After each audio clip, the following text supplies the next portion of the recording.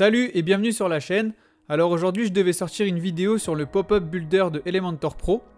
La vidéo est encore en préparation, alors c'est pour ça que je fais une courte vidéo, c'est un court tutoriel pour vous montrer comment faire des sites de test avec WordPress. Donc comme ça vous pouvez faire des tests avec Elementor Pro et n'importe quel plugin si jamais vous avez besoin de plusieurs semaines ou plusieurs mois au lieu de payer un hébergement, etc. Vous pouvez faire vos tests directement avec cette méthode afin de vous entraîner et ensuite de passer directement avec des sites en ligne. Donc ce que vous avez à faire pour pouvoir faire des sites de test, c'est vous rendre ici sur le site localwp.com. Donc je mettrai le lien dans la description. Donc une fois que vous y êtes, vous pouvez checker un petit peu le site, voir ce qu'il propose, etc.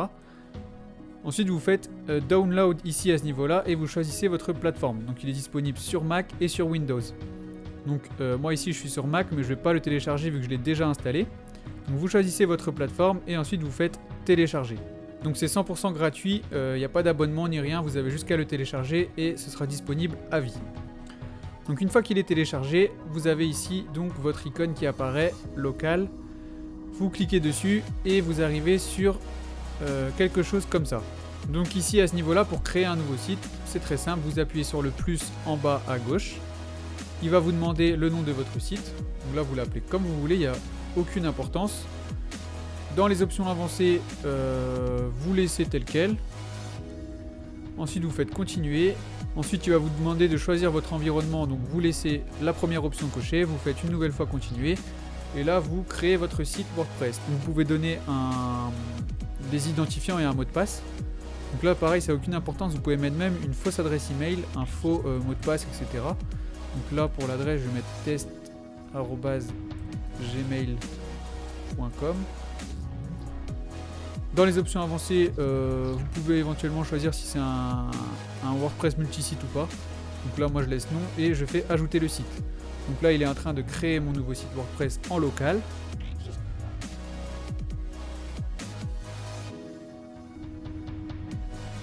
Ensuite il vous demande le mot de passe de l'administrateur de la session.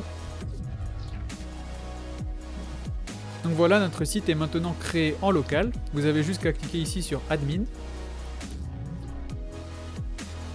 Donc là vous voyez, il vous a ouvert dans une nouvelle fenêtre. Vous cherchez donc votre compte que vous venez de créer. Je vais mettre test. Non, mon mot de passe. Donc voilà, vous avez maintenant votre site qui est créé. Là vous êtes sur le back-office de WordPress par défaut. Donc là il n'y a vraiment rien qui est installé. Il est en anglais, etc. Donc là maintenant vous pouvez vraiment venir personnaliser votre site comme si vous créez un nouveau site. Donc par exemple, on peut aller dans les réglages et changer la langue. On peut déjà mettre en français. Je viens sauvegarder ici à ce niveau-là.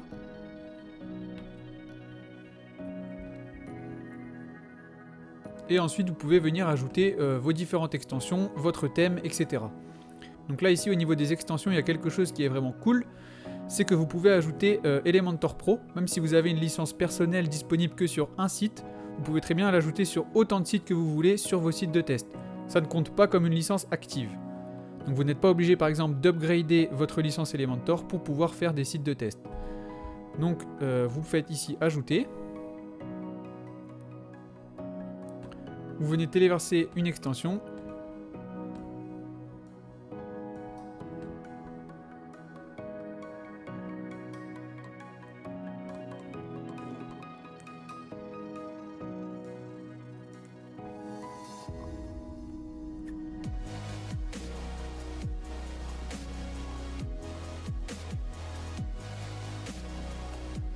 Donc là vous voyez, je suis dans les extensions de mon site de test et j'ai donc Elementor ainsi qu'Elementor Pro.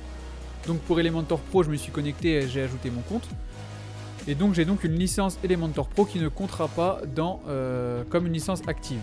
Donc c'est pareil pour toutes les extensions payantes, vous pouvez ajouter une version ici sur vos sites de test qui ne comptera pas comme une licence active. Donc ça c'est vraiment un bon point. Vous pouvez vraiment faire tous les tests que vous voulez sans payer d'hébergement, etc. Juste en prenant des licences de plugins payants avec un seul site par exemple pour payer moins cher et vous faites tous vos tests. Donc si vous êtes vraiment en phase d'apprentissage avec WordPress, Elementor, etc.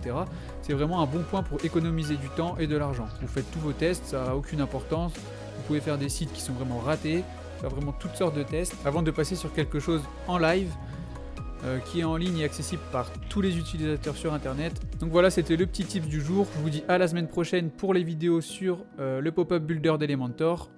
Donc si vous avez aimé, n'hésitez pas à liker la vidéo et n'hésitez pas à me suivre car il y a du très très lourd qui arrive. Ciao!